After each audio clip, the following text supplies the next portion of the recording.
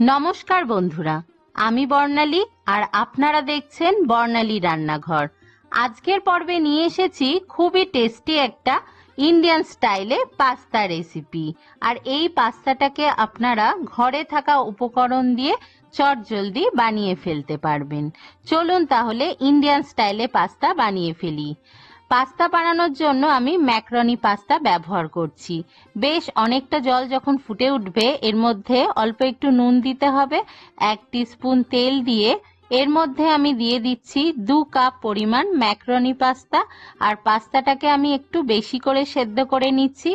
Normal রেস্টুরেন্টে যেমন করা হয় তার থেকে একটু বেশি সেদ্ধ করছি, কারণ এটা ইন্ডিয়ান স্টাইলে পাস্তা করব। একটু বেশি সেদ্ধ হলে ভেতরে মশলাটা ঢুকবে, তাই বলে গলা গলা যেন না হয় সেদিকে খেয়াল রাখতে হবে। মিডিয়াম ফ্লেমে রেখে আমি পাস্তাটাকে ভালো করে সেদ্ধ করে নিয়েছি।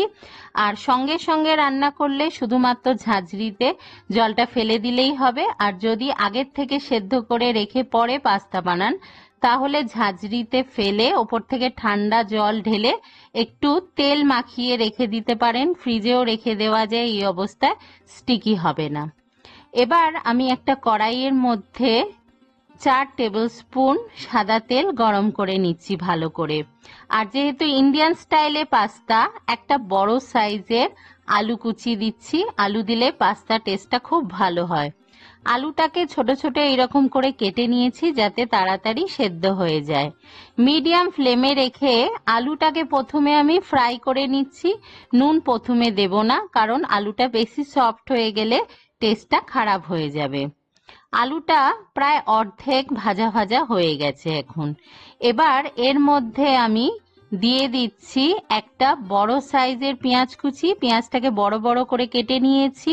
2 টেবিল স্পুন আদা কুচি, 2 টেবিল স্পুন রসুন কুচি, আর স্বাদ অনুযায়ী আমি 2টো কাঁচা লঙ্কা কুচি দিয়েছি। আর সব কিছুকে আমি মিডিয়াম ফ্লেমে একটু হালকা ফ্রাই করছি যতক্ষণ না কাঁচা গন্ধ চলে যাচ্ছে, কিন্তু লাল লাল করে ভাজবো না। হালকা ফ্রাই করলে একটা মিষ্টি মিষ্টি ভাব আসে পেঁয়াজের, যেটা পাস্তার টেস্টটাকে অনেক গুণ বাড়িয়ে দেয়। এবার ফ্লেমটাকে লোতেই আছে। এর মধ্যে আমি দিয়ে দিলাম একটা বড় সাইজের টমেটো, আর সঙ্গে সঙ্গে নুন দিয়ে দিলাম। ফ্লেমটাকে লো রেখে একটু ঢাকা দিয়ে দিচ্ছি যাতে টমেটোটা তাড়াতাড়ি গলে যায়। 2-3 মিনিট পরে ঢাকা খুললাম। টমেটোটা এখন সফট হয়ে গেছে। ফ্লেমটা লোতে রেখেই এবার এর মধ্যে কিছু মশলা অ্যাড করছি। দিয়ে দিচ্ছি 1 টিস্পুন জিরে গুঁড়ো, 1 টিস্পুন ধনে গুঁড়ো, হাফ টিস্পুন হলুদ গুঁড়ো, স্বাদ অনুযায়ী লাল লঙ্কার গুঁড়ো, আর দোকান থেকে কেনা আমি 1 টিস্পুন চিকেন কারি মশলা দিচ্ছি। এটা অপশনাল, দিলে ভালো টেস্ট আসে। 1 টিস্পুন চিনি দিলাম। চিনিটা দিতে ভুলবেন না, পাস্তা টেস্টটাকে বাড়িয়ে দেয়, তবে বেশি দিলে টেস্ট কিন্তু খারাপ হবে। আর একটু নুন দিচ্ছি। আগে আমি আলুর জন্য নুন দিয়েছিলাম, এবার পাস্তার পরিমাণ হিসাবে আমি নুনটা দিয়ে দিলাম। এবার ফ্লেমটা লোতে রেখে এই মশলাকে ভালো করে কষিয়ে নিচ্ছি। সামান্য একটুখানি জল দিয়েছি যাতে মশলাটা পুড়ে না যায়। মশলাটা কষানো হয়ে গেছে, টমেটো গলে মিশে গেছে। 2 টেবিল স্পুন আমি এখানে টমেটো সস দিয়ে দিলাম। এই সস দেওয়ার কারণে পাস্তার টেস্টটা কিন্তু খুবই ভালো আসে। আর দিয়ে দিচ্ছি বেশ অনেকটা ধনেপাতা। কুচি করে দিলাম না, হাত দিয়ে একটু ছিঁড়ে ছিঁড়ে দিলাম, আর যাতে মশলার সাথে ফ্রাই হয়ে একটা সুন্দর ফ্লেভার এনে দেয়। আর একটুখানি জল আমি মিশিয়ে দিলাম, আর একটু নাড়াচাড়া করে নিয়ে এবার সেই আগের থেকে সেদ্ধ করে রাখা পাস্তাটাকে দিয়ে দিলাম। আর ভালো করে আমি মিক্সড করে দিচ্ছি। আর মিক্সড করার পরে ফ্লেমটাকে লোতে রেখেই আমি ঢাকা চাপা দিয়ে দেব 2-3 মিনিটের জন্য। 2-3 মিনিট পরে ঢাকাটা সরিয়ে নিচ্ছি।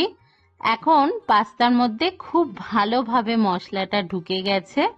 এইভাবে একটু জল দেওয়ার পরে এই পাস্তা দিয়ে ঢেকে রাখলে পাস্তার ভেতরে খুব ভালোভাবে মশলা ঢোকে, আর পাস্তার টেস্টটা কিন্তু অনেক বেশি সুন্দর হয়।